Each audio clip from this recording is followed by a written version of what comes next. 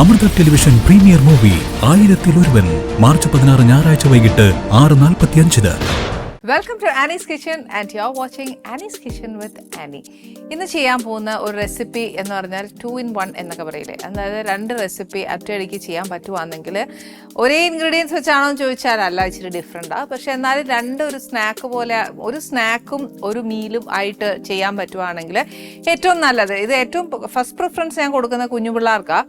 അപ്പോൾ കുഞ്ഞു പിള്ളേർക്ക് കൊടുക്കുമ്പോഴത്തേക്ക് ഇവർക്ക് ഏറ്റവും കൂടുതൽ സ്നാക്സ് ആണ് ഏറ്റവും ഇഷ്ടം. അതിൻ്റെ കൂടെ നമ്മൾ ചോറ്, ചപ്പാത്തി അങ്ങനെയൊക്കെ കൊടുക്കുവാന്നേലും തീരെ അങ്ങോട്ട് പിടിക്കുകയില്ല. പക്ഷെ എന്നാലും പിള്ളേർ ഇങ്ങനെ ചോദിക്കുമ്പോൾ നമ്മൾ അമ്മമാരന്നേരം പലതുണ്ടാക്കി കൊടുക്കാനായിട്ടുള്ള ഒരു ഇഷ്ടം നമുക്ക് ഉള്ളിൽ വരും. അപ്പോൾ അതുകൊണ്ട് ഞാൻ ഇന്ന് വിചാരിച്ചു, കൊഞ്ചു മേടിച്ചപ്പോഴത്തേന് കൊഞ്ചു വെച്ച് 2 സാധനം ചെയ്യാം. പെട്ടെന്ന് ചെയ്യാൻ പറ്റുന്ന ഒരു കാര്യമാണ്. ഒന്ന്, നമ്മൾ ചെയ്യാൻ പോകുന്നത് എല്ലാവർക്കും അറിയാമായിരിക്കും, പ്രോൺ ടെമ്പൂറ എന്ന് പറഞ്ഞിട്ട് നമ്മൾ റെസ്റ്റോറൻറ്റിൽ പോയിട്ട് കഴിക്കാറുണ്ട്. പക്ഷെ അതിനെ ഒരു കുറച്ച് ചേഞ്ച് ആയിട്ട് നമ്മുടെ ഒരു മലയാളം എന്താ പറയുക, മലയാളികൾക്ക് ഇഷ്ടപ്പെടുന്ന ഒരു ഫ്ലേവറോടുകൂടി ചേർത്തിട്ട് നമ്മൾ മൈദയിൽ മുക്കി വറുക്കാതെ കുറച്ച് ഡിഫറെൻ്റ് ആയിട്ട് വറുക്കാമെന്ന് വിചാരിച്ചു. അതിന് വേണ്ടിയിട്ട് ഞാൻ കുറച്ച് കൊഞ്ച് മേടിച്ചിട്ടുണ്ട്. ഈ കൊഞ്ച് എന്നാ ചെയ്തതെന്ന് വെച്ചാൽ ഇത് നോക്കിയാൽ അറിയാം, നമ്മൾ അതിൻ്റെ വാല് വെച്ചേച്ച് അതിനെ നടുവേ കീറി ഒരു ബട്ടർഫ്ലൈ ഷേപ്പ്, അതായത് ഒരു ഇച്ചിരി കൊഞ്ചാകുമ്പോഴത്തേക്ക് വേകുമ്പോഴത്തേന് അതിനൊരു എന്താ പറയുക, വലിപ്പക്കുറവ് വരുവേ.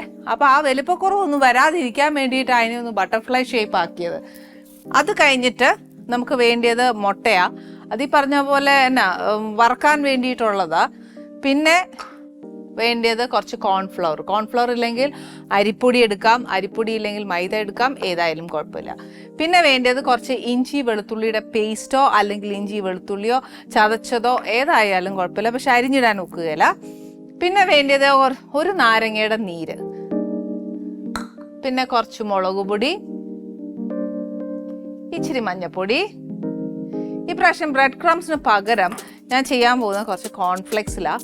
ഇതാകുമ്പോഴത്തെ കുറച്ച് ക്രഞ്ചിനെസ് കുറച്ച് കൂടും. അതാ ഫസ്റ്റ് ഐറ്റം. അതായത് ടെമ്പറയ്ക്ക് ചെയ്യാൻ പറ്റുന്ന ഒരു കുറച്ച് ഡിഫറെൻ്റ് ആയിട്ട് ഒരു സ്പൈസി കാണും. വെറും അങ്ങ് പ്ലെയിൻ ആയിട്ട് പോവുകയല്ല. ഇനിയിപ്പോൾ ഇതൊന്നും വേണ്ടാന്നുണ്ടെങ്കിൽ ഒരു കാര്യം ചെയ്താൽ മതി. ഉപ്പും കുരുമുളകും മാത്രം കൊഞ്ചിട്ട് പുരട്ടിയേച്ച് മുട്ടയിലും ആദ്യം മൈദയിലും കോൺഫ്ലവറിൽ മുക്കുക. അത് കഴിഞ്ഞ് മുട്ടയെ മുക്കിയേച്ച് കോൺഫ്ലെക്സിൽ മുക്കിയിട്ട് വറുത്തെടുക്കാം. കോൺഫ്ലെക്സ് ഇല്ലെങ്കിൽ ബ്രെഡ് ക്രംസിൽ മുക്കി വറുത്തെടുക്കാം. ഇതൊക്കെ നമ്മുടെ ഇഷ്ടം പോലെയാണ്. സെക്കൻഡ് ഐറ്റത്തിൽ വേണ്ടിയ സാധനം ഇതേപോലെ കൊഞ്ച് വാലുമില്ല, ഈ പറഞ്ഞ പോലെ അതിൻ്റെ ബട്ടർഫ്ലൈ ഷേപ്പ് പോലെ സാധാ കൊഞ്ച്, അതിൻ്റെ എന്താ പറയുക, ഞരമ്പെല്ലാം എടുത്ത് കളഞ്ഞേച്ചെടുക്കുന്നതാണ്. പിന്നെ വേണ്ടിയത് കുറച്ച് പച്ചമുളക് എന്ന് പറയുമ്പോൾ ഒത്തിരിയല്ല, ഒരു 2 പച്ചമുളക് അതിൻ്റെ അരിഞ്ഞ് ഒരു കുഞ്ഞായിട്ട് അരിഞ്ഞ് ചേർത്തേക്കണേ. പിന്നെ വേണ്ടത് ഒരു ഇച്ചിരി വെളുത്തുള്ളി ഇച്ചിരി എന്ന് പറയുമ്പോൾ കൊഞ്ചാകുമ്പോഴത്തേക്ക് ഒരു 2-3 എണ്ണം ചേർത്തില്ല എന്നുണ്ടെങ്കിൽ ദഹനത്തിനൊക്കെ നല്ലതാണേ. പിന്നെ വേണ്ടത് കുറച്ച് ബട്ടറാണ്. നമ്മുടെ കയ്യിൽ ഏത് ഹേർബ് ഉണ്ടോ അത് ചേർത്താൽ മതി. പാസ്ലേ ആണെങ്കിൽ അതല്ലെങ്കിൽ തൈം ആണെങ്കിൽ അത്, ഏത് നമ്മുടെ അല്ലെങ്കിൽ മിക്സ്ഡ് ഹേർബ്സ് ആണെങ്കിൽ അതുണ്ടെങ്കിൽ അത് മാത്രം മതി. ഒറിഗാനോ ഉള്ളെങ്കിൽ അത് മതി. ഇതൊന്നുമില്ല, മല്ലിയില കാണുമല്ലോ, അത് ചേർത്താലും മതി. പിന്നെ വേണ്ടിയത് കുറച്ച് ഫ്രഷ് ക്രീമാ, കുറച്ച് കുരുമുളക് പൊടി. ഇത് നമ്മൾ നേരത്തെ ചെയ്ത ഒരു എപ്പിസോഡിൽ ചെയ്ത പോലത്തെ ഒരു ഡ്രൈ വൈനാണ്. ഇത് വൈൻ ഇല്ലെന്നുണ്ടെങ്കിൽ നമ്മൾ നാരങ്ങാനീര് ചേർത്താലും മതി. പിന്നെ കുറച്ച് പാല്, പിന്നെ ഇച്ചിരി ഇതൊക്കെ ചെയ്യുമ്പോൾ ഇച്ചിരി ഒലീവ് ഓയിലിൽ ചെയ്യാണ് ഈ ഒരു ഐറ്റം എന്ന് പറയുന്നത്. അടുത്ത ചെയ്യുന്നത് പ്രോൺസ് ഒരു വൈറ്റ് സോസ് എന്നേ ഉള്ളൂ. അതിൻ്റെ കൂടെ നമുക്ക് സ്പെഗറ്റി ചേർക്കാം. പിള്ളേർക്കൊക്കെ അതൊക്കെയല്ലേ ഇഷ്ടം. പിന്നെ ഇതാണെങ്കിൽ നമുക്ക് കുറച്ച് എന്താ പറയുക, വെജിറ്റബിൾ ഓയിലിൽ വേണം ചേർക്കാൻ. ഫസ്റ്റ് നമ്മൾ എന്നാ ചെയ്യാൻ പോകുന്നതെന്ന് വെച്ചാൽ കൊഞ്ച് ഒന്ന് പുരട്ടി വെക്കണം. ഇച്ചിരി ഉപ്പ്, മഞ്ഞപ്പൊടി, മുളക് പൊടി, ഇഞ്ചി വെളുത്തുള്ളി, നാരങ്ങ ഇതെല്ലാം കൂടെ ചേർത്തൊന്ന് പുരട്ടി വെച്ചേച്ച് ചീനച്ചട്ടി അടുപ്പി വെക്കുന്നതാണോ എളുപ്പം, ചീനച്ചട്ടിയിൽ എണ്ണ ഒഴിച്ച് എണ്ണ ചൂടാവുന്ന സമയം കൊണ്ട് ഇത് പുരട്ടുന്നതാണോ എളുപ്പം? അതല്ലേ എളുപ്പം. അപ്പോൾ ചീനച്ചട്ടി വെച്ചേച്ച് ബാക്കി കാര്യം ചെയ്യും. ഇനി എന്താണെന്ന് വെച്ചാൽ ഇതിനകത്ത് വെളിച്ചെണ്ണ ഒഴിച്ച് വറുത്തെടുക്കരുത്. ഒന്നെങ്കിൽ നമുക്ക് റിഫൈൻഡ് ഓയിൽ ഏതാണ് നമ്മൾ ഉപയോഗിക്കുന്നതെന്ന് വെച്ചാൽ അത് ഏത് വെജിറ്റബിൾ ഓയിലായാലും കുഴപ്പമില്ല. ഇതിനകത്തിപ്പം നമുക്ക് റിഫൈൻഡ് ഓയിൽ ഒഴിക്കാം. സൺഫ്ലവറോ ഏതാ സഫോളോ ഏതായാലും നമ്മൾ ഏതാ ഉപയോഗിക്കുന്നതെന്ന് വെച്ചാൽ ആ ഓയിൽ, വെളിച്ചെണ്ണ വേണ്ട.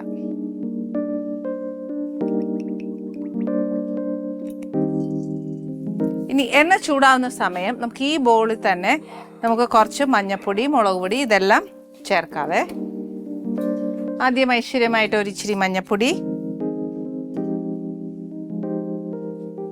പിന്നെ എരിവ് അനുസരിച്ച് കുഞ്ഞുങ്ങൾക്കാണ് കൊടുക്കുന്നത്, അതുകൊണ്ട് എരിവ് അനുസരിച്ച് കുറച്ച് മുളക് പൊടി. ഇത് കാശ്മീരി ആയതുകൊണ്ടാണ് ഞാനൊരു ടീസ്പൂൺ ടു 1.5 ടീസ്പൂണോളം ചേർക്കുന്നുണ്ട്. ഇഞ്ചി വെളുത്തുള്ളിയുടെയും പേസ്റ്റ് ഞാൻ എപ്പോഴും പറയുന്ന പോലെ മേടിച്ചതാണ്, അതുകൊണ്ട് ഒരു 1/2 ടീസ്പൂൺ. പക്ഷേ ഇഞ്ചിയും വെളുത്തുള്ളിയും ഇത് കുറച്ച് കോൺസെൻട്രേഷൻ കൂടുതലാണ്, അതുകൊണ്ടാണ് ഞാൻ എപ്പോഴും ഇത് കുറച്ച് ചേർക്കുന്നത്. നമ്മൾ വീട്ടിലാണെങ്കിൽ ഒരു ഇച്ചിരിയും കൂടെ കുറച്ച് കൂടുതൽ ചേർക്കാം, നല്ല പേസ്റ്റായിട്ട് ചേർക്കണം. ഇല്ലയെന്നുണ്ടെങ്കിൽ ഈ പറഞ്ഞ പോലെ എന്താ പറയുക, ഈ ഇഞ്ചി വെളുത്തുള്ളി ചതച്ചിട്ട് കഴിഞ്ഞാൽ അതിൻ്റെ ഇതൊന്ന് കാണുകയല്ലേ, അത് വേണ്ട. അതുകൊണ്ട് ഈ പേസ്റ്റായിട്ട് ചേർക്കുമ്പോൾ ഇതങ്ങ് ചേർന്ന് പോവും ഇതുമായിട്ട്, പ്രത്യേകിച്ച് അറിയുകയില്ല.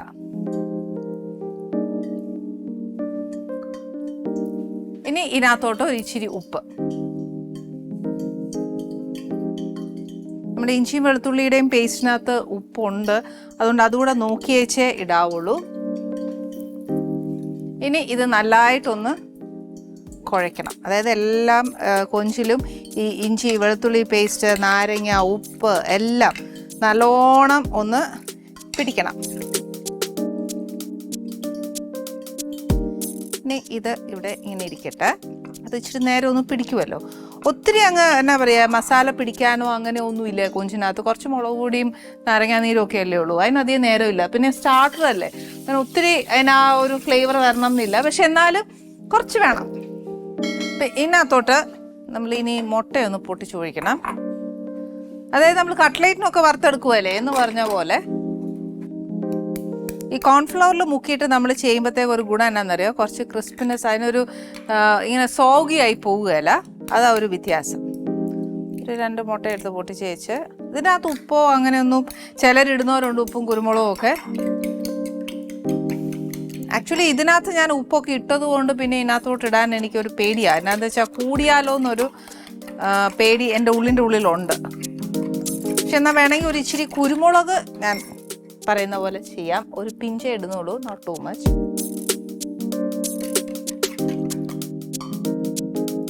ആക്ച്വലി ഇപ്പോൾ നമുക്ക് പ്രോൺസ് മാരിനേറ്റ് ചെയ്തിട്ടുണ്ട്, മുട്ടയായി. ഇനിയിപ്പോൾ ഈ കോൺഫ്ലെക്സും റെഡിയാണ്. ഇനി എന്നാ ചെയ്യേണ്ടതെന്ന് വെച്ചാൽ, ഫസ്റ്റ് ഈ കൊഞ്ച് ബട്ടർഫ്ലൈ ഷേപ്പിൽ നമ്മൾ മുറിച്ചേക്കുക.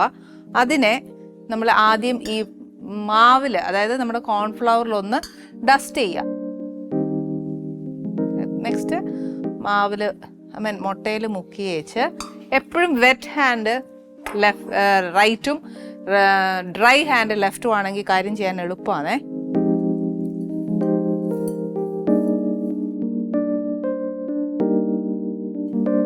ഓക്കെ, ഇതേപോലെ ഇത് കണ്ടോ, ഞാൻ പറഞ്ഞില്ലേ നമ്മുടെ ഇപ്പോൾ മാരിനേറ്റ് ചെയ്ത് വെച്ചപ്പോഴത്തേക്ക് കൊഞ്ച് ഒത്തിരി ചെറുതായിരുന്നേ. ഇപ്പോൾ നോക്കിയേ, നമ്മളിതിനെ ഒരു ബട്ടർഫ്ലൈ ഷേപ്പിൽ മുറിച്ച് ഇതിന് ഈ ഇത്രയും കോട്ടിങ് വന്നേച്ച് നമ്മൾ ചെയ്യുമ്പോൾ ഇതിനേക്കാട്ടും ഇച്ചിരി മുഴുത്തതല്ലേ, അതാ ഞാൻ പറഞ്ഞത്.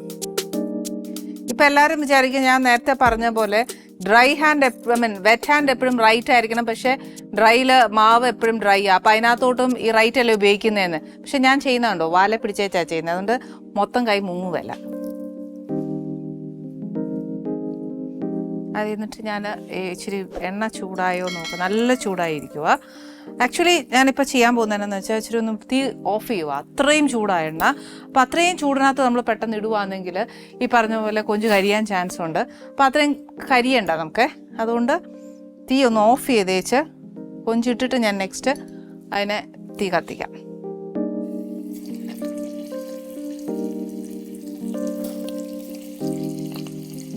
ഇത് സ്വീറ്റ് ചില്ലി സോസ് വാങ്ങിക്കാൻ കിട്ടും, അതിൻ്റെ കൂടെ കഴിക്കാനാണ് ഏറ്റവും നല്ല ടേസ്റ്റ്. ഈ ഒരു ഫുള്ള് വറുത്തെടുക്കാനായിട്ട് ഒരു ഇച്ചിരി സമയം എടുക്കും, അപ്പം ഞാൻ സ്ലോലി ചെയ്യാം. കണ്ടോ, ഞാൻ ഇതുവരെ എന്നാ പറയുക തീ കത്തിച്ചിട്ടില്ല, അത്രയും ചൂടായിട്ടുണ്ട് എണ്ണ.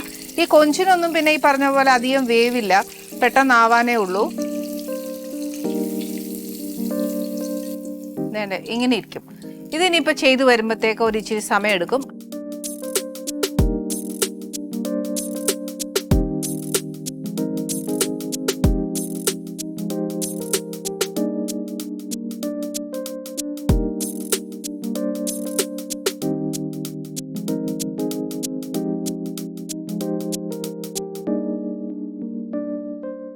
ഇതേപോലെ നമ്മുടെ നെക്സ്റ്റ് സെക്ഷനും കൂടെ ക്രിസ്പി ആയിട്ട്.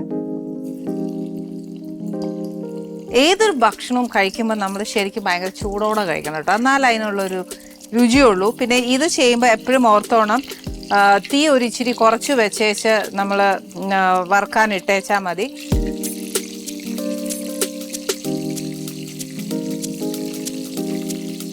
സാധാരണ ബ്രെഡ് ക്രംസിൽ നിന്ന് വറുക്കുന്നതിനെക്കാട്ടിലും ഭയങ്കര ക്രിസ്പിയാണ് കോൺഫ്ലെക്സിൽ ചെയ്യുമ്പോൾ. ഒരു ഗോൾഡൻ ബ്രൗൺ ആയാൽ മതി. ആക്ച്വലി ഇങ്ങനെ ഞാനിപ്പോൾ ചെയ്യുന്നത് ശരിക്കും നമ്മൾ എൻ്റെ പ്രേക്ഷകരെ കാണിക്കാൻ വേണ്ടിയാണ് ഞാൻ അതെല്ലാം അങ്ങനെ ചെയ്തത്. ആക്ച്വലി നമ്മൾ ചെയ്യുമ്പോഴത്തേക്ക് എല്ലാം ചെയ്ത് വെച്ചേച്ച് എണ്ണ ചൂടാക്കുന്നതായിരിക്കും ഏറ്റവും എളുപ്പം. ഇതിപ്പം ഇങ്ങനെ ചെയ്യാൻ വേണ്ടിയിട്ടാണ് ഞാൻ ആദ്യം എണ്ണ വെച്ചത്.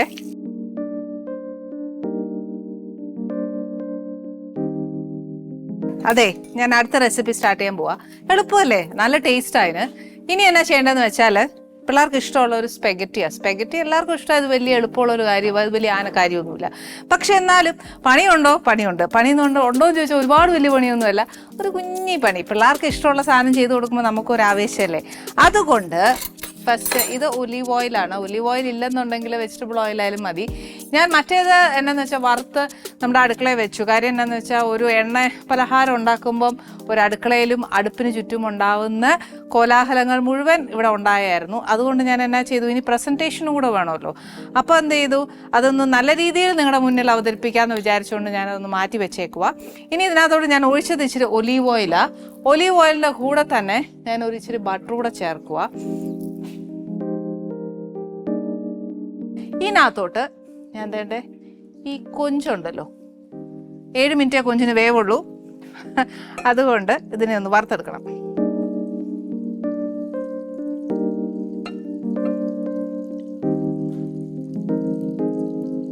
ഒരു കാര്യം ചെയ്യാം, എങ്ങാനും കൊഞ്ചിനകത്ത് അത് വറുത്തോട്ടെ, എങ്ങാനും കൊഞ്ചിനകത്ത് ഒരു ഇച്ചിരി ഉപ്പും എരിവും പിടിച്ചില്ല എന്നുണ്ടെങ്കിൽ എന്നാ എടുക്കും, നമുക്കൊരു ഇച്ചിരി ഉപ്പും കുരുമുളകും ഇട്ടാലോ.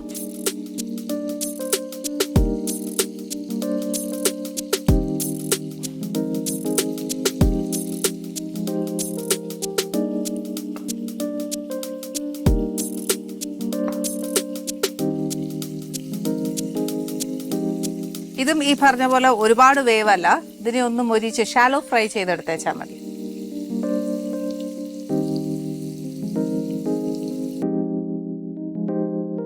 ഇനി ഇച്ചിരി തീ കൂട്ടി വെച്ച് ഇതിൻ്റെ കൂടെ നിൽക്കാം. ഇനി എനിക്ക് ഇഷ്ടമുള്ള ഒരു കാര്യം എന്നാന്നറിയാം, ഇപ്പോൾ കൊഞ്ചിൻ്റെ നിറം കണ്ടോ, ഇതൊരു പിങ്കിഷ് കളർ ആവുന്നത് എനിക്ക് ഈ ഒരു കളർ ഭയങ്കര ഇഷ്ടമാണ്. ഒരു ഷാലോ ഫ്രൈ മാത്രം മതി, ഒരുപാട് മൊരിയണ്ട, കൊഞ്ച് വേവുന്ന കണക്ക് നോക്കണ്ട, ഒന്നും ചെയ്യണ്ട. അതിനെ ഒരു ജസ്റ്റ് ഒന്ന് എന്താ പറയുക, ഒന്ന് മുരിഞ്ഞ് വരികയല്ലേ, അത്രയും മതി. അല്ലെങ്കിൽ ഒരു കളർ ചേഞ്ച്, ഇതാണ്ട് ഈ പിങ്ക് കളർ പോലെ ഒന്ന് മാറി കഴിയുമ്പോഴത്തേന് അതൊന്ന് മറിച്ചിടുക. മറിച്ചിട്ട് കഴിയുമ്പോഴത്തേക്ക് അതൊരു ഷാലോ ഫ്രൈ ആയിക്കോളും. ആ സമയം ഇത് കോരി മാറ്റാം, എന്നിട്ട് നമുക്ക് ബാക്കിയുള്ളത് ചെയ്യാവേ. ഓൾമോസ്റ്റ് എല്ലാം നല്ല പിങ്ക് കളറായി. ഇനി ഇതിനകത്ത് ഈ വെള്ളം ഊറുന്നുണ്ടല്ലോ, ഇതിനെ ഒന്ന് നമുക്ക് സേവ് ചെയ്താൽ മാത്രമേ ആക്ച്വലി നമുക്ക് ഈ പറഞ്ഞ പോലെ കൊഞ്ച് ഒന്ന് പെട്ടെന്ന് ഒരു ഷാലോ ഫ്രൈ ആയി കിട്ടത്തുള്ളൂ. ഈ കൊഞ്ചിന്റെ വെള്ളം ഞാൻ കളയില്ല, ഞാൻ ഇപ്പൊ എടുത്ത പാത്രത്തിൽ തന്നെ എടുത്തു വെച്ചേച്ച് ബാക്കി നമ്മളൊന്ന് ഷാലോ ഫ്രൈ ചെയ്യണം. അപ്പൊ എന്തായി, നമ്മൾ ചേർത്ത ബട്ടറും നമ്മൾ ചേർത്ത ഒലീവ് ഓയിൽ എല്ലാം ഈ വെള്ളത്തിന്റെ കൂടെ പോയി കഴിയും. അപ്പം ഇതൊന്ന് മൊരിയാനായിട്ട് നമ്മൾ ഒരു ഇച്ചിരി ബട്ടറും ഒരു ഇച്ചിരി ഒലീവ് ഓയിലും കൂടെ ചേർക്കണം. അപ്പം നിങ്ങളെല്ലാവരും വിചാരിക്കും, ഓ ഉള്ള എല്ലാം കൂടെ ഫാറ്റ് ചേർക്കുവാന്ന്. അല്ല, ഇപ്പം ഈ ഒഴുകി പോയാൽ ഇപ്പം എനിക്ക് എന്നാ ചെയ്യാൻ നോക്കും, ഒന്നും ചെയ്യാൻ ഒക്കത്തില്ല. അപ്പം എനിക്ക് ഇച്ചിരി ഇത് മൊരിയ വേണം താനും. അപ്പം എന്നാ ചെയ്യും, ഇച്ചിരി ഒഴിച്ചല്ലേ ഒക്കത്തുള്ളൂ. അപ്പോൾ ഈ മുഴുവൻ വെള്ളം പോകുന്നില്ല, ഒരു ഇച്ചിരി ബാക്കിയുണ്ട്, അതൊന്ന് വറ്റിയേച്ച് ഞാൻ ഒരു ഇച്ചിരി ഒലീവ് ഓയിലും കുറച്ച് ബട്ടറും കൂടെ ചേർക്കുക. ആക്ച്വലി ഈ ബട്ടർ ചേർക്കുന്നതിന് മുമ്പ് നമ്മളൊന്ന് ശ്രദ്ധിച്ചോളൂ. ഇപ്പം ഞാൻ പറഞ്ഞ സ്ഥിതിക്കും എനിക്ക് വേണമെന്ന് ഞാൻ പറയുകയും ചെയ്തു. പക്ഷെ എന്നാലും ഈ വെള്ളത്തിൽ തന്നെ ഒരു ഇച്ചിരി ആ ഒരു മയമുണ്ട്. അന്നേരം തന്നെ ചില കൊഞ്ചൊക്കെ നല്ല മുരിഞ്ഞു വരുന്നുമുണ്ട്. അതുകൊണ്ട് അങ്ങനത്തെ ഒരു അവസ്ഥയാണെന്നുണ്ടെങ്കിൽ ചേർക്കണമെന്ന് മസ്റ്റല്ല. പക്ഷെ ചെറുതൊക്കെ ഒരുപാട് മുരിയണ്ട, അതിൻ്റെ ആ ഒരു പിങ്കിഷ് ഷെയ്ഡ് വേണം. ഓക്കെ, ഇത് ഇവിടെ ഇരുന്ന് ആവട്ടെ. അപ്പോഴത്തേക്ക് ഞാൻ എന്നാ ചെയ്യാൻ പോകുന്നത്, ഒരു ഇച്ചിരി എരിവ് വേണം. അപ്പം ഒരു ചെറിയ പച്ചമുളക്, 1 or 2 പച്ചമുളക് ഞാൻ അതിൻ്റെ കൂടെ ഇട്ടേച്ച് ഒന്ന് വാട്ടിയെടുക്കാം. ഒരെണ്ണം മതി, പിള്ളേരല്ലേ, അന്നേരം ഒത്തിരി എരിവ് വേണ്ട.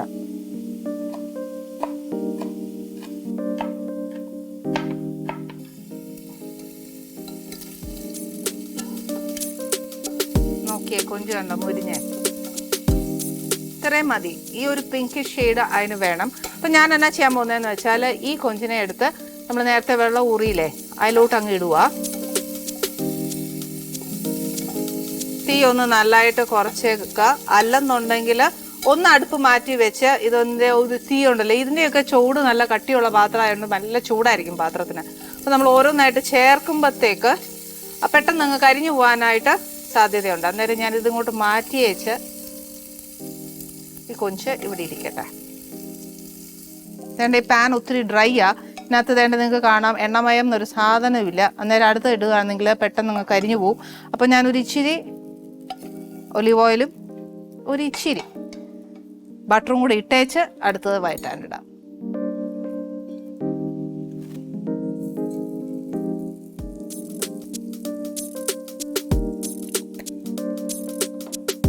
ഇതിനകത്തോട്ട് ഞാൻ വേണ്ട ഈ അരിഞ്ഞു വെച്ചേക്കുന്ന പച്ചമുളക് ചേർക്കുക. 1 2. അപ്പം ഞാനിതിന് എരിവ് ഒരു ഇച്ചിരി കൂടുതലുള്ള പച്ചമുളക് ആയതുകൊണ്ട് അധികം ചേർക്കുന്നില്ല, 1 ചേർക്കുന്നുള്ളൂ. ഇതിൻ്റെ കൂട്ടത്തിൽ കൊഞ്ചല്ലേ, അപ്പം ഈ പറഞ്ഞ പോലെ വെളുത്തുള്ളി മസ്റ്റാ. ഇഞ്ചി ഇതിന് അധികം ഇടുകയില്ല, പക്ഷെ വെളുത്തുള്ളി മസ്റ്റാ. അപ്പം ഒരു കുഞ്ഞുങ്ങൾക്ക് വയറിനൊന്നും കുഴപ്പം വരാൻ പാടില്ല. അപ്പോൾ ഒരു വലിയ ഒരു 4 വെളുത്തുള്ളി എടുത്തോ. അരിഞ്ഞ് ചേർക്കാം, ചതച്ച് ചേർക്കാം.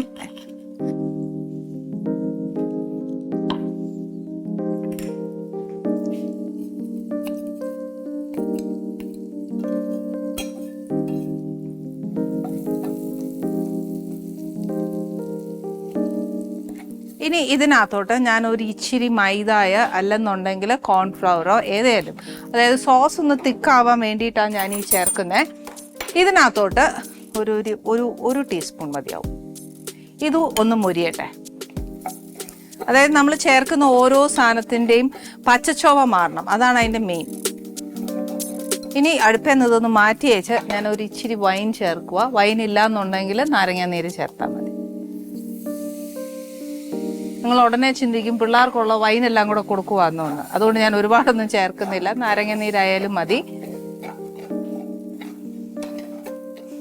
ഇതിൻ്റെ പുളിപ്പും ആ ഒരു മറ്റേ ഫ്ലേവേഴ്സും എല്ലാം ഇതിലോട്ട് അങ്ങ് പിടിച്ചു കഴിയുമ്പോഴത്തേക്ക് നെക്സ്റ്റ് നമുക്ക് ഇച്ചിരി പാലൊഴിക്കാം.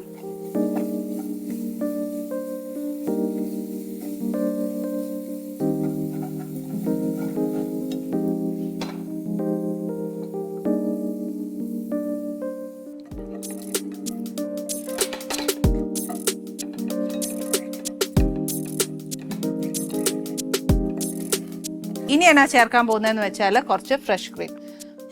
ഇതിൻ്റെ കൂടെ ഇതൊരു ഫ്ലേവർ നമ്മൾ ഇതുവരെ ചേർത്തിട്ടില്ല അല്ലേ. അപ്പം ഞാൻ പറഞ്ഞ പോലെ തൈമാണെങ്കിൽ തൈമ്, അതല്ല പാസ്ല ഉണ്ടെങ്കിൽ അങ്ങനെ ഏത് ഹേർബാ കയ്യിലുള്ളതെന്ന് വെച്ചാൽ അത് ചേർക്കാം. ഇതൊന്നും ഇല്ലെങ്കിലും മല്ലിയില ചേർത്ത് വെച്ചാലും മതി.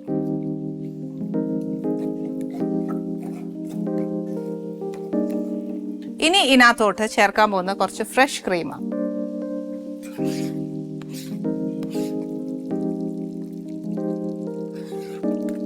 കുറച്ചിരിക്കട്ടെ. ബാക്കി ഒന്ന് ഹാഫ്, ഇപ്പം കൊഞ്ച് നമ്മളൊരു 2-3 മിനിറ്റ്സ് അല്ലേ ചെയ്തോളൂ. അന്നേരം അതിനൊരു വേവ് ചെറുതായിട്ടുണ്ടല്ലോ, ബാക്കി ഒരു വേവ് 7 മിനിറ്റിൻ്റെ ബാക്കിയുണ്ട്. അപ്പോൾ അതൊന്ന് ഇച്ചിരി വേവാനായിട്ട് നമ്മൾ സമയം കൊടുക്കണം. അപ്പം എന്നാന്ന് വെച്ചാൽ ഈ ചാറോടുകൂടി ഈ കൊഞ്ച് ബാക്ക് ഇതിനകത്തോട്ട്. ഇനിയിപ്പോൾ നമുക്ക് കൊഞ്ച് വേവാനുള്ള വെള്ളം പോരാന്ന് തോന്നുവാണെങ്കിൽ ഒരു ഇച്ചിരി വെള്ളവും കൂടെ ചേർക്കാവുന്നേ ഉള്ളൂ. എന്നിട്ട് ലാസ്റ്റ് നമുക്ക് കുറച്ച് സ്പെഗറ്റിയും ഈ പറഞ്ഞ പോലെ ഫ്രഷ് ക്രീമും കൂടെ ചേർക്കുവാണെങ്കിൽ നല്ല ടേസ്റ്റാണ്. അപ്പം ആദ്യം ഞാനൊരു ഇച്ചിരി വെള്ളം ചേർക്കട്ടെ. എൻ്റെ അഭിപ്രായത്തിൽ അതൊരു ഇച്ചിരിയും കൂടെ വെള്ളം ഉണ്ടെങ്കിലേ അത് വേവത്തുള്ളെന്ന എൻ്റെ വിശ്വാസം. പിള്ളേർക്ക് ചീസൊക്കെ ഒത്തിരി ഇഷ്ടമാണ്. ചീസ് ഇടുവാണെങ്കിൽ നല്ലതാണ്. നമ്മൾ എല്ലാ മലയാളികളും ഏറ്റവും കൂടുതൽ സ്നേഹിക്കുന്ന ഒരു കുഞ്ഞായിന്ന് നമ്മുടെ ആനീസ് കിച്ചണിലും വരാൻ പോകുന്നത്. ആവിർഭവും മോൻ്റെ ചേച്ചിയും കൂടെയാണ് വരാൻ പോകുന്നത്. നമ്മൾ ഏറ്റവും കൂടുതൽ മോൻ്റെ പാട്ടുകളാണ് ഒരുപാട് കേട്ടിട്ടുള്ളത്. പക്ഷെ വർത്താനം കേൾക്കാൻ ഭയങ്കര ഇഷ്ടമാണ്. കുഞ്ഞുങ്ങളോട് വർത്താനം പറയാൻ ഭയങ്കര രസമാണ്.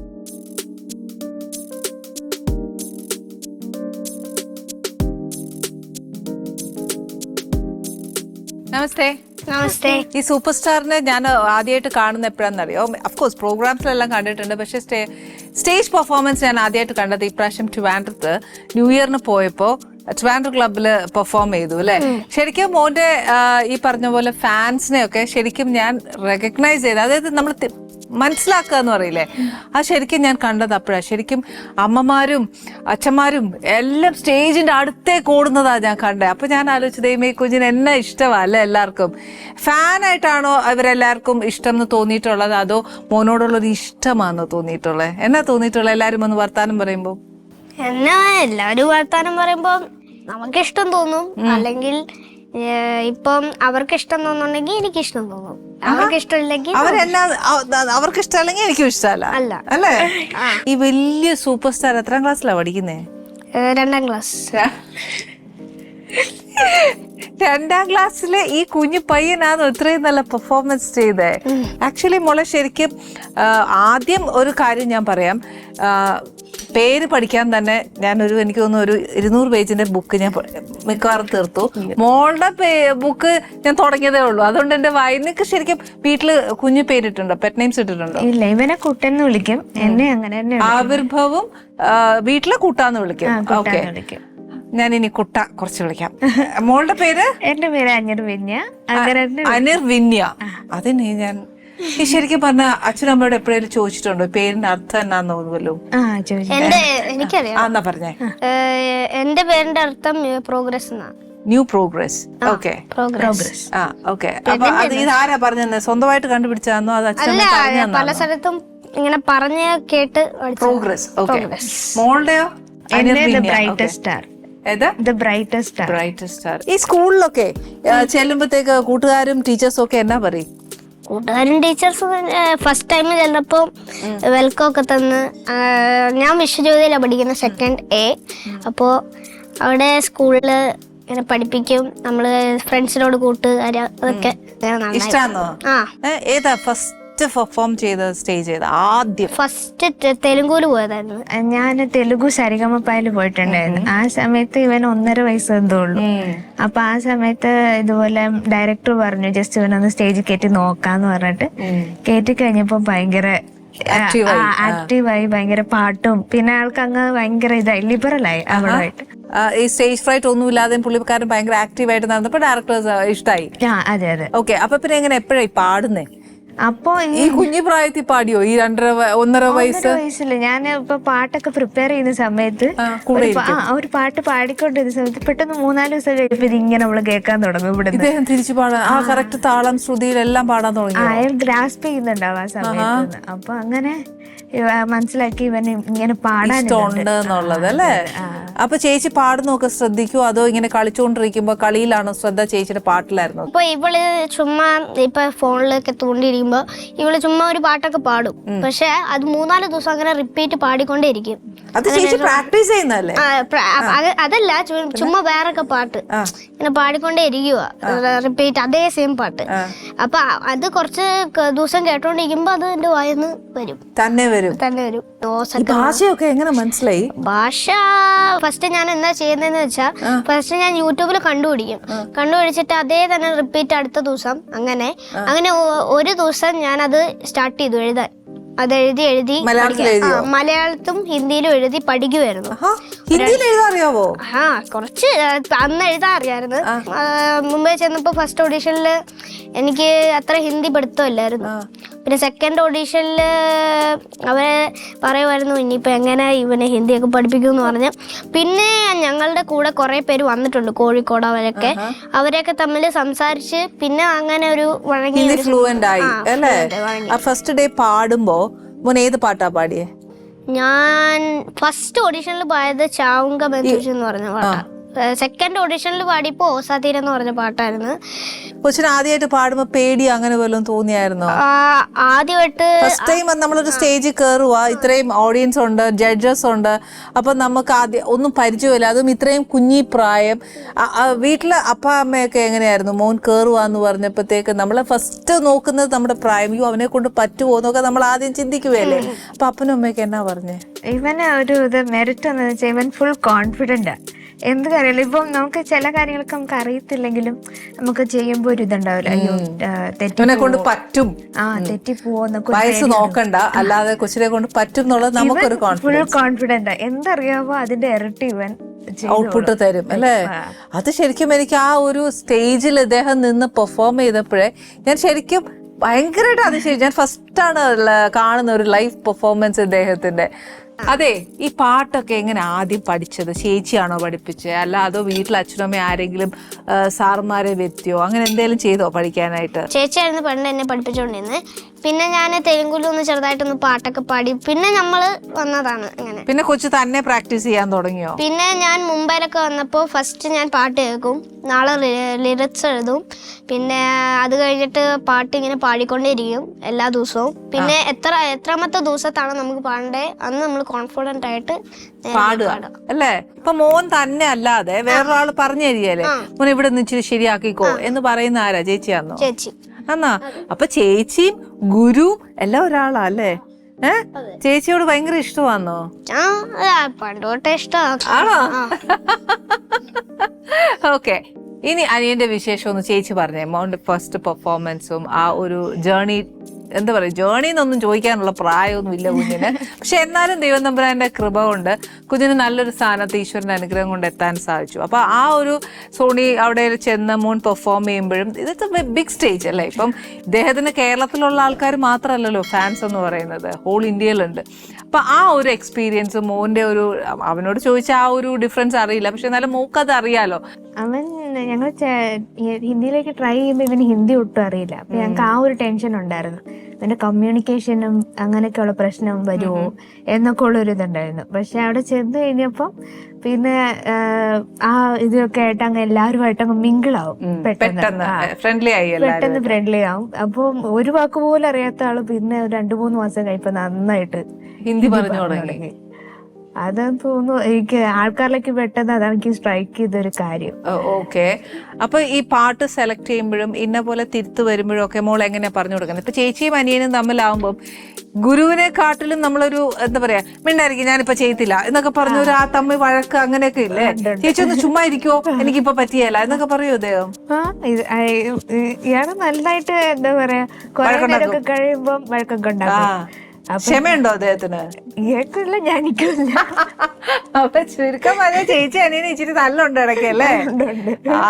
ഇതൊക്കെ ഉണ്ട്, വഴക്കൊക്കെ നടക്കാറുണ്ട് എപ്പോഴെങ്കിലും ഒരു ടൈമില്, ഒരു മിച്ചം ടൈമില്. നമ്മള് ഗുരുവിനെ പേടിയൊന്നുമില്ല അല്ലേ?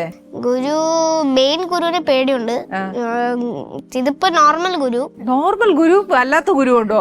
അല്ല, എന്നെ ശരിക്കുമ്പോ പഠിപ്പിക്കുന്ന ഒരു ഗുരു ഉണ്ട്, ആ ഗുരുവിന് നല്ല പേടിയുണ്ട്.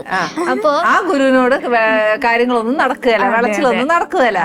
ഈ കുട്ടി ഗുരുവിനോട് ചെയ്യുന്ന പോലെ ഒന്നും നടക്കത്തില്ല. ഇല്ല, ഈ ഗുരു എന്നൊക്കെ പറഞ്ഞാ എന്നാ വഴക്ക് എപ്പോഴെങ്കിലും ഒരു ടൈമിലൊക്കെ വഴക്കുണ്ടാക്കുക. എന്തിനാണോ ഇങ്ങനെ വഴക്കുണ്ടാക്കാൻ പറഞ്ഞോ? വഴക്കുണ്ടാക്കുന്ന പറഞ്ഞാൽ പാട്ടിലാണ് വഴക്കുണ്ടാവുന്നത്, അല്ലാത്ത ഒരു സമയത്തൊന്നുമില്ല. എന്നെ ഏർപ്പാടായത് എന്നാ ഇടയ്ക്കൊന്ന് വഴക്കുണ്ടാക്കണ്ടേ? അതല്ല കൊച്ചിന് ദുഃഖം, പാട്ട് മാത്രമേ വഴക്കുണ്ടാക്കത്തുള്ളന്ന്. അപ്പൊ സ്ഥിരം വഴക്കുണ്ടാക്കിക്കൊണ്ടിരുന്നെങ്കിൽ കൊച്ചിന് അത് തോന്നുവല്ലായിരുന്നു അല്ലേ? പാട്ടിനൊരു ലൈൻ പറഞ്ഞാൽ അത് സെയിം പാടുമ്പോ വഴക്കുണ്ടാവും. സെയിം പാടാതിരിക്കുമ്പോഴല്ലേ ഞാൻ വഴക്ക് പറയാറ്. സെയിം അതല്ല ഞാൻ ഉദ്ദേശിച്ചത്, പാട്ട് തെറ്റിക്കുമ്പോ. എന്റെ ദൈവം ഇവിടെ വഴക്കുണ്ടാക്കരുത്, രണ്ടുപേരും കൂടെ അങ്ങ് കേറുവാ. ഇവിടെ ഞാൻ ഇരിപ്പുണ്ട് അല്ലേ? സാധാരണ പെൺകുട്ടികള് ജനിക്കുമ്പോ അച്ഛനമ്മയും ഡാൻസ് അങ്ങനെയൊക്കെയാ വിടാറ്. അപ്പം ഡാൻസ് പഠിക്കുന്നുണ്ടോ മോളിൽ? ഞാൻ ഡാൻസ് പഠിക്കുന്നില്ല, വിട്ടിട്ടുണ്ട്, ചെറുപ്പത്തിൽ വിട്ടിട്ടുണ്ട്. പിന്നെ പാട്ടിലേക്ക് ഏതെങ്കിലും ഒന്നല്ലേ പറ്റുള്ളൂ, അപ്പൊ പാട്ടിലേക്ക്. അപ്പം നമ്മൾ ഒരു പാട്ട് പഠിച്ചു പറയുമ്പോഴോ അല്ലെങ്കിൽ നമ്മൾ പാട്ട് പാടുമ്പോഴോ എനിക്ക് മോനിലുള്ള ഏറ്റവും പ്ലസ് പോയിന്റ് തോന്നിയത് എന്താ അറിയോ? അവൻ ഭയങ്കര ആസ്വദിച്ച് അവൻ പാടുന്ന പാട്ടിനകത്ത് ഒരു ലൈവ്നെസ് ഉണ്ട് അല്ലേ? അതിന് ജീവൻ കൊടുത്താണ് പാടുന്നത്. അത്ര ആ ഒരു കുഞ്ഞു കാര്യങ്ങൾ പോലും ആ ഒരു ഏറ്റക്കുറച്ചിലും ആ ഒരു ഫീലിങ്ങും എല്ലാം ഭയങ്കരമായിട്ട് വരുന്നുണ്ട്. ഇതൊക്കെ ഭയങ്കരമായിട്ട് ഇങ്ങനെ ഭയങ്കരമായിട്ട് ഈ കീനായിട്ട് ശ്രദ്ധിക്കുമോ? എനിക്ക് സത്യം പറഞ്ഞ ആവേണ്ടത് മ്യൂസിക് കമ്പോസർ ആവണമെന്നാണ്, മ്യൂസിക് കമ്പോസർ. അപ്പോ കുറച്ച് ഇപ്പൊ പഠിച്ചു വരുന്നുണ്ട് ഇൻസ്ട്രുമെന്റ്സ്. ഏത് ഇൻസ്ട്രുമെന്റ് ഇഷ്ടം കൊച്ചിന്? എനിക്ക് ഏറ്റവും ഇഷ്ടം ഡ്രംസ് ആണ്. അപ്പോ ഞാനിപ്പോ പഠിച്ചു വരുന്നുണ്ട് കീബോർഡ്. അങ്ങനെ കീബോർഡ് ഇപ്പൊ പഠിച്ചു തുടങ്ങി. എല്ലാ ഇൻസ്ട്രുമെന്റ്സും പഠിച്ചിരിക്കണം എന്നും ഉണ്ട് ആഗ്രഹം അല്ലേ? ഓക്കെ, മോക്കോ എനിക്ക് വയലിൻ ഇഷ്ടം, പഠിച്ചു തുടങ്ങിയിട്ടില്ല, പഠിക്കണം. എവിടെയൊക്കെ പോയി ആക്ച്വലി ഞാൻ ഫസ്റ്റ് ട്രിപ്പ് സൗത്ത് ആഫ്രിക്ക ആയിരുന്നു പോയത്. അപ്പോൾ സെക്കൻഡ് ട്രിപ്പ് ഞാൻ ലണ്ടൻ പോയി. പിന്നെ മൂന്നാമത്തെ ട്രിപ്പിൽ ഞാൻ ദുബായ് പോയായിരുന്നു. പിന്നെ നാലാമത്തെ ട്രിപ്പിലാണ് ഞാൻ ദോഹ പോയത്. ഈ 4 സ്ഥലങ്ങളിൽ മാത്രമേ ഞാൻ പോയി. ഓക്കെ, ഭയങ്കര ക്ലാപ്സ് അതൊക്കെ കിട്ടുമ്പോ കൊച്ചിന് എന്നാ ഫീൽ ചെയ്യുന്ന പറഞ്ഞാ എന്താ ഒരു ഈ ടിവിയിൽ കാണിച്ചപ്പോ എന്തോ വേൾഡ് കപ്പ് ഒക്കെ കിട്ടുന്ന ആ മ്യൂസിക് വെച്ചാണ് ഇതില് ചെയ്തേക്കുന്നത്. അപ്പൊ അതുപോലെ തോന്നി. അതെ, ഭയങ്കര എന്തോ ഞാൻ അച്ചീവ് ചെയ്തു എന്നുള്ളൊരു സന്തോഷം തോന്നി അല്ലേ? ഓക്കെ. ചേച്ചിയുടെ പാടുമ്പോ എപ്പോഴും ചേച്ചിയെ കറക്റ്റ് ചെയ്തിട്ടുണ്ട്? അങ്ങനെ ഞാനങ്ങനെ പറയാറില്ല, എനിക്ക് അത്ര ഉള്ള പ്രായമായിട്ടില്ല. അത് അല്ല, സത്യം പറഞ്ഞ ഗുരു ഇതാ. അതുകൊണ്ട് ഗുരുവിനാണ് ഞാൻ ഗുരുവിനോട് ചോദ്യം ചെയ്യാൻ പാടില്ല അല്ലേ? പിന്നെ ഈ പെർഫോമൻസ് എല്ലാം ചെയ്യല്ലോ നമ്മള്, പല രാജ്യത്ത് പോകുന്നുണ്ട്, പല സ്ഥലത്ത് പാടി, അപ്പൊ പലതരം ഫാൻസ് ആണ് അല്ലെ? മോന് ഇഷ്ടമുള്ളത് എല്ലാരും ഇപ്പം അമ്മമാരാണെങ്കിലും ഈ ഒരു നല്ലൊരു ഫാനിന്റെ ഒരു എന്താ പറയാ, ഒരു ഫാൻ വന്ന് മോനെ സംസാരിക്കുന്ന ഒരു നല്ലൊരു മെമ്മറി അല്ലെങ്കിൽ ഒരു നല്ലൊരു എക്സ്പീരിയൻസ് എന്തെങ്കിലും ഉണ്ടായിട്ടുണ്ടോ കൊച്ചിന് സ്റ്റേജിലോ? കുറെ പേര് വന്ന് സംസാരിക്കുമ്പോ ഭയങ്കര ഇതായിരുന്നു. പിന്നെ ഒരു പ്രാവശ്യം അവിടെ ഒരു പാല വരെ പോയ സമയത്ത് ഒരു അപ്പൂപ്പൻ വന്നു. അപ്പൊ അത് ഭയങ്കര അപ്പൂപ്പൻ വന്നിട്ട് മോനെ എന്ന് പറഞ്ഞിട്ട് ഭയങ്കര അവരുടെ സ്നേഹം കാണുമ്പോ ഭയങ്കര സന്തോഷം. സത്യം. ആക്ച്വലി ശരിക്കും പറഞ്ഞ ഫാൻ, ഞാനിപ്പം മോനോട് പറയുകയാണെങ്കിൽ ഫാൻസിനെക്കാട്ടിലും കൂടുതൽ ഞാൻ പറഞ്ഞ ഇപ്പം അനിയത്തിമാരായാലും ചേച്ചിയായാലും ഇപ്പൊ അമ്മമാരായാലും അച്ഛന്മാരായാലും ആരായാലും ഒരു കുഞ്ഞിനോടുള്ള ഒരു ബ്ലെസ്സിങ്, സ്നേഹം ആണ് ഏറ്റവും കൂടുതൽ കുഞ്ഞിനോട് വരുന്നത്. ഒരു ഇഷ്ടമുണ്ടല്ലേ? പിന്നെ ചില പേര് ഫോൺ വിളിച്ചിട്ട് ഈ ക്യാൻസർ പേഷ്യൻസ് ഒക്കെയാന്ന് പറഞ്ഞിട്ട് അവര് പാട്ട് കേൾക്കുമ്പോൾ ഭയങ്കര ആശ്വാസം തോന്നാറുണ്ട് ആ സമയത്ത് എന്നൊക്കെ പറയുമ്പോൾ ഭയങ്കര സന്തോഷം തോന്നാറുണ്ട്. ആ സമയത്തൊക്കെ അങ്ങനെ ഒരു ഇത് ചെയ്യാൻ. ഒരു പാട്ട് പെർഫോം ചെയ്യുമ്പോൾ മോൻ എത്ര പ്രാവശ്യം പാട്ട് കേൾക്കും? ഞാന് ഇന്നാണ് പാട്ട് കിട്ടിയെന്ന് വെച്ചോ. അപ്പോ ഇന്ന് പാട്ട് കിട്ടിയെങ്കിൽ ഇന്ന് മൊത്തം ഇതായിരിക്കും കേൾക്കുന്നത്. പിന്നെ നാളെ തൊട്ട് ലിറിക്സ് എഴുതും. പിന്നെ എനിക്കിപ്പോ 5 ദിവസമുള്ളെന്ന് വെച്ചോ. ഇപ്പൊ ഒരു ദിവസം പാടി, ഒരു ദിവസം പാടി, ഒരു ദിവസം പാടി, ഒരു ദിവസം പാടി, 4 ദിവസം പാടി കരയൊക്കെ ഇട്ട്. ഓക്കെ, അപ്പൊ 5ാമത്തെ ദിവസത്തിൽ ഇത് കോൺഫിഡന്റ് ആയിട്ട് അടുത്ത പാടുക. ഓ, അത് ശരി. 4 ഡേയ്സിന്റെ ഇടയിൽ ആരെങ്കിലും കൂട്ടുകാരൊന്ന് വിളിച്ചാ കളിക്കാനൊക്കെ പോവാ? അതോ വരുന്നില്ല ഞാൻ പാട്ട് പഠിച്ചേച്ചേ വരത്തുള്ളൂ എന്ന് പറയോ? അങ്ങനെയല്ല, ഞാൻ 4 ദിവസം ഫുൾ പ്രാക്ടീസ് ആയിരിക്കും, വേറെ എവിടെയും പോകത്തില്ല. അപ്പൊ 5ാമത്തെ പ്രോഗ്രാം കഴിഞ്ഞു പിന്നെയാണ് കൂട്ടുകാരുടെ കൂടെ നടക്കുന്നത്. ആ പ്രോഗ്രാം കഴിഞ്ഞേച്ചേ കൊച്ചു പോകത്തുള്ളൂ. ഇതും വലിയൊരു ഉപദേശം തന്നെ കേട്ടോ. നമ്മൾ എല്ലാവരുടെ ലൈഫിലും ഇത് ചെയ്യേണ്ട ഒരു കാര്യമാണ്. നമ്മൾ ഒരു കാര്യം ഏറ്റെടുത്ത് കഴിഞ്ഞാൽ അതിനുള്ള പൂർണ്ണത എത്തിയതിന് ശേഷമേ നമ്മൾ ബാക്കിയുള്ള കാര്യങ്ങളിലേക്ക് ഇടപെടാൻ പാടുള്ളൂ അല്ലെ? അല്ലെങ്കിൽ ഒരു കയ്യിൽ ഒരു കാര്യം വെച്ച് ഇപ്പുറത്തെ കയ്യിൽ ഒരു കാര്യം വെച്ചാൽ രണ്ടും മുഴുകിയല്ല. അതാണ് ഏറ്റവും നല്ലത്. ഒന്നിൽ പൂർണ്ണമായി കോൺസെൻട്രേറ്റ് ചെയ്ത് അതാണ് ആ കുഞ്ഞിന്റെ ഫുൾ കോൺഫിഡൻസ് എന്ന് പറയുന്നത്.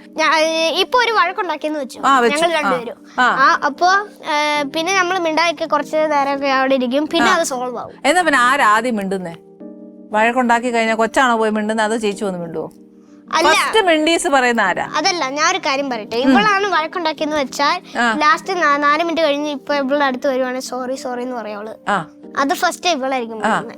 പിന്നെ ഞാൻ എന്തെങ്കിലും തെറ്റിയത് ഞാൻ സോറി പറയും. ഞാൻ തന്നെ പറയാം. അല്ല, ഞാൻ ചെയ്ത തെറ്റ് നീ എങ്ങനെയാ സോറി പറയുന്നത്? ചേച്ചി പറയുന്നേ ഇല്ല, വഴക്കുണ്ടാവും. കണ്ടോ, അത് കൊച്ചു പറയുന്നത് ഞാൻ കൊച്ചിനോട് നിൽക്കും കേട്ടോ. കൊച്ചു തെറ്റ് ചെയ്താ പിന്നെ കൊച്ചല്ലേ സോറി പറയുന്നത്? കൊച്ചു തെറ്റ് ചെയ്ത് അംഗീകരിക്കണ്ടേ? ഞാൻ കൊച്ചു തെറ്റ് ചെയ്താ കൊച്ചു തെറ്റ് ചെയ്ത എന്റെ ദൈവമേ, ഇവന്റെ കയ്യിൽ പകുതി കളത്തറോടോ. തെറ്റ് ചെയ്താ സമ്മതിക്കുമല്ലേ ഞാൻ തെറ്റ് ചെയ്തെന്ന്? ചേച്ചി പറയുന്നത് എനിക്കറിയാൻ മേല. അല്ല, ചേച്ചിക്ക് ഒരു കാര്യം ഉണ്ടെന്നേ ഉള്ളൂ. ചേച്ചി പാട്ട് പഠിക്കുക, രാത്രി മാത്രം പഠിക്കുക, എല്ലാ കാര്യം ചെയ്യും. പക്ഷെ ലാസ്റ്റ് മാത്രം എന്റെ കൂടെ കളിക്കാൻ വരത്തില്ല. കളിക്കാന്നൊക്കെ പറഞ്ഞ രാത്രി ഞാൻ ഒരു 11-12 മണിക്ക് ഞാൻ കളിക്കാൻ വരുന്നേ. കിടക്കാൻ വരുള്ളൂ. കളിക്കാൻ വരുന്ന സമയം എത്ര മണിക്കാ? ഒരു 9-10 ഒക്കെ ആവും. 10 മണി കഴിയും. മനസ്സിലായി. ആ കളിയല്ലേ? അപ്പൊ ചേച്ചി പറയുന്നതാണ് കറക്റ്റ്. പോയി കിടന്ന് ഉറങ്ങടാ. അതല്ല, 10 മണിയല്ല, 9. ഞാൻ നേരത്തെ ചോദിക്കും കളിക്കാൻ വരുന്നുണ്ടോ നീ. അവിടെ ഒരു സംഭവം ഇരിപ്പുണ്ട്. ഒറ്റ ലുക്ക് അതെ, ഒരു കാര്യം ചോദിച്ചോട്ടെ, ഈ ലാലേട്ടന്റെ വീട്ടിൽ പോയതൊക്കെ അറിയാവോ? അറിയാം. ഇതാരാ ലാലേട്ടൻ എന്നറിയാവോ? ലാലേട്ടൻ അറിയാം അല്ലേ? അപ്പൊ ലാലേട്ടനാണോ വിളിച്ച കൊച്ചിനെ പാടാൻ വരാൻ? ലാലേട്ടനല്ല വിളിച്ചത്, major Ravi sir. Major Ravi sir Mumbai വെച്ച് കണ്ടായിരുന്നു. 9-ാം തീയതി അമ്മയുടെ ബർത്ത്ഡേയാ. അപ്പൊ അന്ന് കാണാൻ പോവാന്ന് പറഞ്ഞു മോഹൻലാൽ സാറിന്. അന്ന് എത്തിയപ്പോഴാണ് ഞങ്ങൾ വീട്ടിൽ ചെന്നപ്പോ വീട്ടിൽ ചെന്ന് പറയുവാ, അപ്പൊ ഇതേപോലെ അമ്മയുടെ ബർത്ത്ഡേ ആണ്. അപ്പൊ ഞാൻ പറഞ്ഞ് ഓ അതെയോ എന്നൊക്കെ ചോദിച്ചു. എന്നിട്ട് പിന്നെ അമ്മയുടെ ബർത്ത്ഡേക്കൊക്കെ കുറച്ച് പാടി. പിന്നെ അമ്മയ്ക്ക് ഇഷ്ടമുള്ള പാട്ടാണോ, അമ്മൂമ്മക്ക് ഇഷ്ടമുള്ള പാട്ടാണോ പാടി കൊടുത്തേ കൊച്ച്? അല്ല, ഞാൻ ഒരു ഹിന്ദി പാട്ട് പാടാൻ പറഞ്ഞതുകൊണ്ട് ഞാൻ പാടി. ആരാ പറഞ്ഞ കൊച്ചിനോട് ഹിന്ദി പാട്ട് പാടാന്? മോഹൻലാൽ സാറിന് അറിയാലോ. എന്നത് കൊച്ചിന് പാട്ടറിയാന്നുള്ളത് അറിയാം. ആ അമ്മൂമ്മക്ക് ഇഷ്ടമുള്ള ഒരു പാട്ടായിരിക്കും ചിലപ്പോ പാടിയത് അല്ലേ? അത് ലാൽ സാറിന് അറിയായിരിക്കുമല്ലോ. ഓർസത്തിന് ഞാൻ പാടിയായിരുന്നല്ലോ. ഒരു പാട്ടേ കൊച്ചു പാടിയുള്ളൂ? ഒരു പാട്ടേ പാടിയുള്ളൂ. പിന്നെ മറ്റേ മേളത്തിന്റെ എന്തൊക്കെ പാട്ട് കേട്ടു, അത്രേ ഉള്ളൂ. അമ്മൂമ്മക്ക് ഇഷ്ടായോ കൊച്ചു പാടിയത്? അമ്മൂമ്മ എന്നൊരു വർത്താനം പറഞ്ഞോ കൊച്ചിനോട്? ലാസ്റ്റ് പോകുമ്പോഴാ പറഞ്ഞ നീ പോവാണോ എന്നൊക്കെ പറഞ്ഞ്. ലാസ്റ്റ് പിന്നെ ബൈ ബൈ ഒക്കെ പറഞ്ഞ് പിന്നെ ഞങ്ങൾ ഇറങ്ങി. പിന്നെ പ്രണവ് സാറിന്റെ കൂടെ ഒരു കുറച്ച് ഫോട്ടോ ഒക്കെ എടുത്ത് പിന്നെ ഞങ്ങൾ പോരുന്നു. സദ്യ ഒക്കെ കഴിച്ച് അവിടെ അമ്മൂമ്മയുടെ ബർത്ത്ഡേയുടെ സദ്യ ഒക്കെ കഴിച്ചു, പായസമൊക്കെ കുടിച്ചു. ലാലേട്ടൻ പറയുവാ, ഇതുപോലെ ഞങ്ങളുടെ ബർത്ത്ഡേക്ക് ഒന്നും കേക്കല്ല മുറിക്കുന്നേ, ഞങ്ങൾ സദ്യ ഉണ്ടെന്ന്, ഓണത്തിന്റെ സദ്യ ഉണ്ടെന്ന് ഇലയൊക്കെ ഇട്ട്. നിങ്ങളുടെ വീട്ടിൽ എങ്ങനെയാ കൊച്ചിന്റെ ബർത്ത്ഡേ വരുമ്പോ എങ്ങനെയാ അമ്മ എന്നൊക്കെ? അല്ല, കൊച്ച് എന്റെ ബർത്ത്ഡേ എന്ന് വരുമ്പോ കേക്കാ വരുന്നത് മിക്ക സമയത്തും. നമ്മുടെ നാട്ടിൽ കേക്കൊക്കെ ആണല്ലോ മുറിക്കുന്നത്. പിന്നെ അതുകൊണ്ട് കേക്ക് മുറിച്ചിട്ടുണ്ട്. നല്ലൊരു മലയാളം പാട്ട് പാടിക്കേ. ചന്ദനമണിവാതിൽ പാതി ചാരി ഹിന്ദോളം കണ്ണിൽ തിരയിളക്കി ശൃംഗാര ചന്ദ്രകേ നീരാടെ നീ നിൽക്കേ എന്തായിരുന്നു മനസ്സിൽ. ചന്ദനമണിവാതിൽ പാതി ചാരി ഹിന്ദോളം കണ്ണിൽ തിരയിളക്കി ശൃംഗാര ചന്ദ്രകേ നീരാടെ നീ നിൽക്കേ എന്തായിരുന്നു മനസ്സിൽ. എന്നോടെന്തിനൊളിക്കുന്നു നീ സഖി, എല്ലാം നമുക്കൊരു പോലെയല്ലേ. അന്ത്യയാമത്തിലെ മഞ്ഞേറ്റു പോക്കുമീ സ്വർണ്ണമന്താരങ്ങൾ സാക്ഷിയല്ലേ.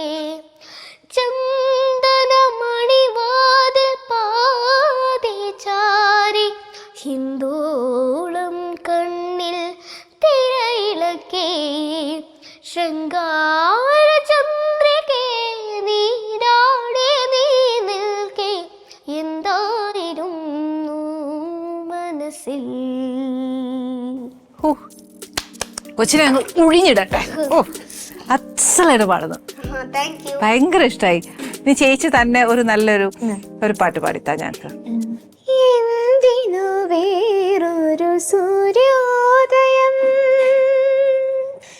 എന്തിനു വേറൊരു സൂര്യോദയം, നീ എൻ പൊന്നുഷ സന്ധ്യയല്ലേ.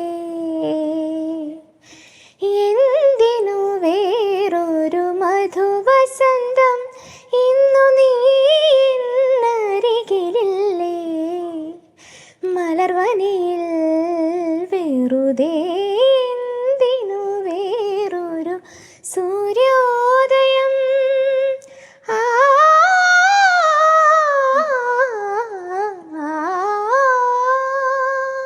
Thank you. ഇത് എന്റെ സിനിമയിലെ പാട്ട്, ഭയങ്കര ഇഷ്ടമായി കേട്ടോ. Thank you. ഇത് വലിയൊരു എന്താ പറയാ എനിക്കൊരു ഗിഫ്റ്റ് തന്ന പോലെയാ. Thank you very much. ഇനി ഞാൻ ആന്റി ഉണ്ടാക്കിയ ഫുഡ് തരട്ടെ കൊച്ചിന്. Okay,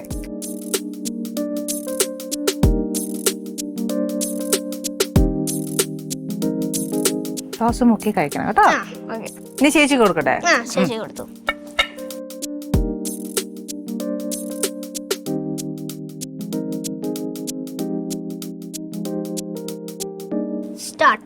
start. ഇഷ്ടപ്പെട്ടോ കൊച്ചിന്?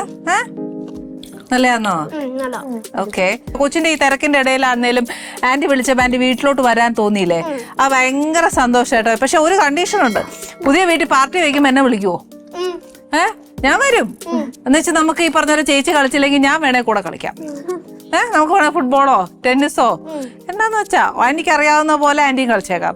Okay okay. മോന് ഇഷ്ടപ്പെട്ട ഫുഡ് ഏതാ? സത്യം പറഞ്ഞാൽ എനിക്ക് ചിക്കൻ ബിരിയാണി ഇഷ്ടം. നോക്കാനാ ഇഷ്ടം? എനിക്ക് പ്രോൺസ് ഉണ്ട്. പ്രോൺസ് ആണ് ഇഷ്ടം. ഓക്കെ. ബിരിയാണി എപ്പോഴും തിന്നാൻ നോക്കുമല്ലോ അല്ലേ?